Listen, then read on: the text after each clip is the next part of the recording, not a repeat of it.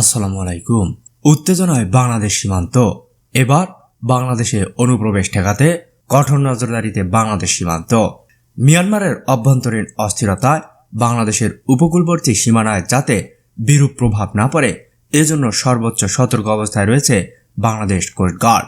বান্দরবানের নাইখাংছড়ি তুম্বুরু সীমান্তে মিয়ানমারের ছোড়া মর্টার শেল বাংলাদেশের অভ্যন্তরে এসে পড়েছে বুধবার বেলা 12:30টার দিকে। মিয়ানমারের জান্তা বাহিনী এবং আরাকান আর্মির মধ্যে অব্যাহত সংঘাত ও গোলাগুলির ঘটনায় আতঙ্কে রয়েছে বাংলাদেশের সীমান্তবর্তী উপকূলের বাসিন্দারা। মিয়ানমারের অভ্যন্তরীণ অস্থিরতার সুযোগ কাজে লাগিয়ে বাংলাদেশে মানব পাচার, চোরাচালান, মাদকদ্রব্যের অবৈধ অনুপ্রবেশ সহ নতুনভাবে রোহিঙ্গা অনুপ্রবেশ রোধে দৃঢ় অবস্থানে রয়েছে বাংলাদেশ কোস্টগার্ড। এর প্রেক্ষিতে সমুদ্রে সার্বক্ষণিক টহল জাহাজ মোতায়েন সহ টেকনাফ হতে শাহপরীর দ্বীপ পর্যন্ত দিনরাত নিয়মিত অত্যাধুনিক হাই স্পিড বোটের মাধ্যমে টহল পরিচালনা করছে বাংলাদেশ কোস্টগার্ড। এছাড়াও টেকনাফ, শাহপরী, বাহারছড়া ও সেন্ট মার্টিনে বর্তমানে অতিরিক্ত জনবল মোতায়েন করার মাধ্যমে সার্বক্ষণিক পরিস্থিতি পর্যবেক্ষণ করা হচ্ছে। যে কোনো ধরনের অনাকাঙ্ক্ষিত পরিস্থিতি মোকাবেলায় এবং দেশের মানুষের জানমালের নিশ্ছিদ্র নিরাপত্তা বিধানে বাংলাদেশ কোস্টগার্ড সদা সর্বদা প্রস্তুত রয়েছে। উপজেলার ঘুমধুম ইউনিয়নের চেয়ারম্যান জাহাঙ্গীর আজিজ বলেন, আমরা যারা এপারে বসবাস করছি সবাই আতঙ্কে আছি। কখন কোন সময় কি হয় জানি না। বিনা প্রয়োজনে ঘরের বাইরে না যাওয়ার জন্য স্থানীয়দের সতর্ক করা হচ্ছে।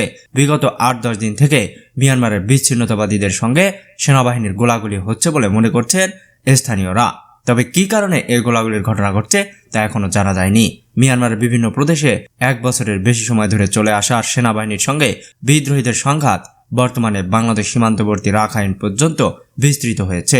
কদিন ধরেই সীমান্ত এলাকায় ভারী অস্ত্র থেকে ছোড়া গুলি এবং মর্টার শেলের শব্দ শোনা যাচ্ছে, দেখা যাচ্ছে আগুনের ধোঁয়া।